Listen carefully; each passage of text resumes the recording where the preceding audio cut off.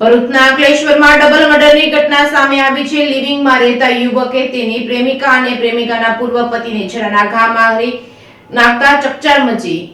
ભરૂચના અંકલેશ્વરમાં ડબલ મર્ડરની ઘટના સામે આવી હતી। લિવિંગમાં રહેતા યુવકે તેમની પ્રેમિકા અને પ્રેમિકાના પૂર્વ પતિને છરાના ઘા મારી નાખતા ચકચાર મચી હતી। આરોપી યુવકે બેવડી હત્યા કર્યા બાદ સામેથી પોલીસ સમક્ષ હાજર થઈ ગયો હતો। પોતે બંને હત્યા કર્યાની કબૂલાત કરતા પોલીસે પણ ચોંકી ઉઠી હતી।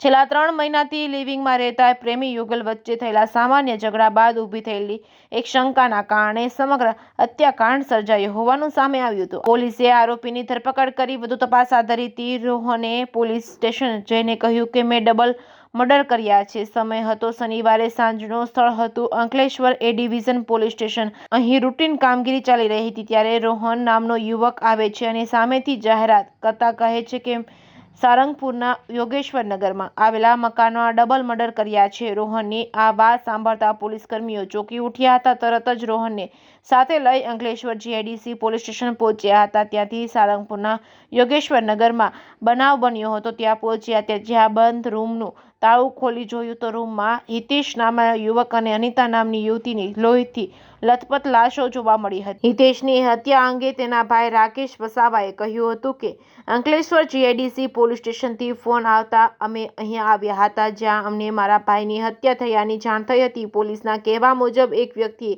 બંનેની હત્યા કરી છે પરંતુ એક વ્યક્તિ 2 લોકોની હત્યા કેવી રીતે કરી શકે? અમને શંકા છે કે આમાં તેની સાથે કોઈ અન્ય પણ સંડોવાયેલું હોઈ શકે છે। Reporting by Ketan Mehta, Bharuch.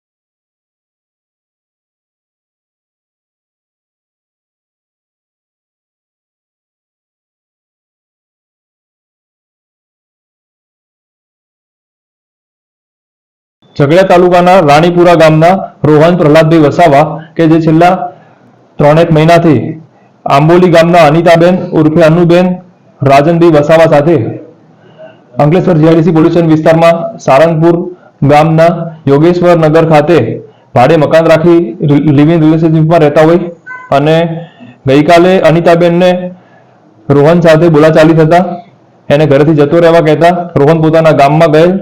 આ દરમિયાન રોહન પોતાના જૂના મિત્ર હિતેશભાઈ સોમાભાઈ વસાવાને ગામમાં ન જોતા એને શંકા ગયેલી કે આ પોતાના લિવિંગમાં રહેતી અનિતાબેનને મળવા ગયેલ હોઈ શકે। આથી પોતાના રાત્રે 3 વાગે સારંગપુર ખાતે રૂમ પર આવેલ અને દરવાજો ખખડાવેલ।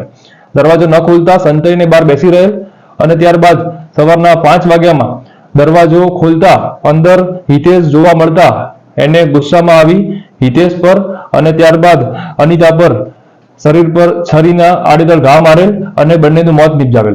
ત્યારબાદ પોતે રૂમને લોક મારી પોતાના ગામ જતો રહેલ અને ત્યારબાદ પોતાને અંકલેશ્વર એ ડિવિઝન પોલીસ સ્ટેશનમાં 4:30 વાગે સાંજે સામેથી આવી અને પોતે આવા 2 લોકોના મૃત્યુ નિપજાવેલ છે તેવી કબૂલાત આપી। જેના આધારે અંકલેશ્વર જીઆઈડીસી પોલીસ સ્ટેશન લાવવામાં આવેલ અને સ્થળ પર લઈ જતા પોલીસને અનિતાબેન અને હિતેશભાઈ મરણ હાલતમાં મળી આવેલ।